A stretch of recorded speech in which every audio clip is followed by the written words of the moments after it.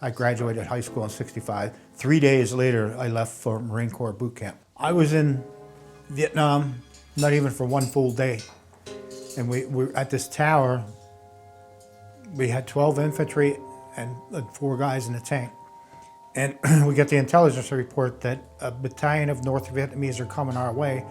I remember thinking to myself, people back home are going to think, what an idiot, he couldn't even last 2 days in Vietnam. And, I really thought that was my last day on earth. I really thought that. From that day on, I thought I would never, ever make it home alive from Vietnam. And I did a nightly prayer. I said, please God, I know I won't live through this. I said, but please let me die with dignity. And I also added to that prayer, please don't let me do something stupid and get my guys killed. My lowest point was actually coming home from Vietnam. That was the lowest point in my life. And then, of course, that led to the drinking all the time.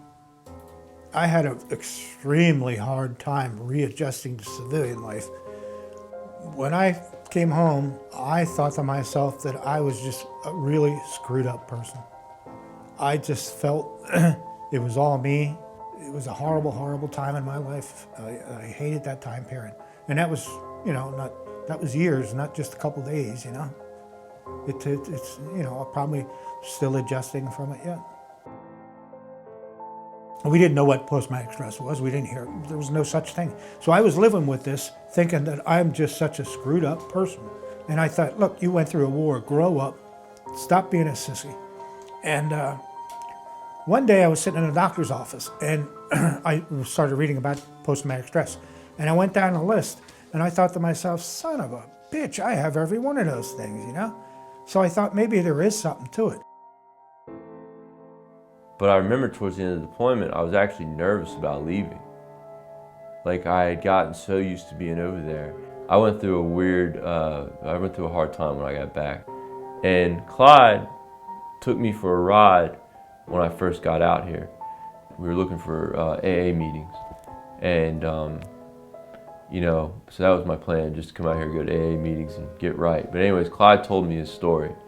And I was telling him mine. He was telling me, we just related on so many levels. The way we were affected when we got out of the Marine Corps, and just anything, with child support, the drinking, the relationships that were lost, the fighting, everything, the troubles in the mind.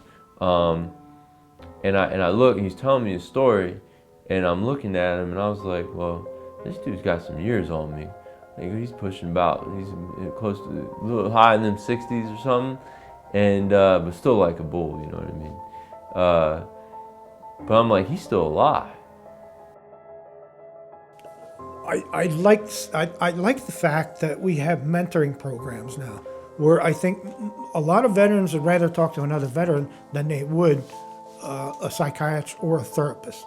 I could talk about anything to Clyde, anything. Just because he's older, don't mean that Clyde ain't, you know what I mean? Like he still talk with me, and I always feel better at the end of our conversations. Veterans Brotherhood is an organization I started to help veterans. Now in 1 year's time, we took something like 15 to 18 veterans off the streets. They had absolutely nothing, nowhere to go, no food.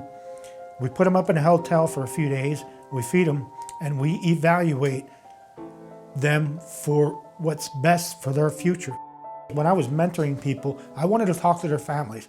I wanted their families to understand what this veteran's going through.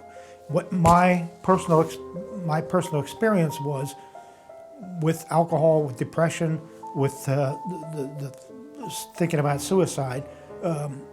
I just wanted their families to understand what this veteran's going through. For me, the biggest thing that can save somebody's life is hope. Even if it's just a little bit, hope will make a difference, a huge difference in somebody's life. I honestly think that I had a real bad life. I had a horrible life. And I think now maybe I lived that life so that I can understand other people and help other people through it. And I can tell them what happened in my life and they can relate to it. Where if I didn't have that experience, I don't think I'd be able to talk to people on the levels that I do.